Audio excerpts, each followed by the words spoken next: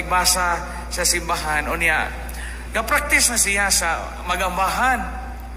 Unya, kay pagpadog misa kahingkalit mag-ingon nagpari og English atong misa. Di ka kurog-kurog, intaw nagliktor, Father, maluoy, intaw ka, Father. Di ba intaw ka maluoy na, Father, bisa dyan, hong gipraktisan.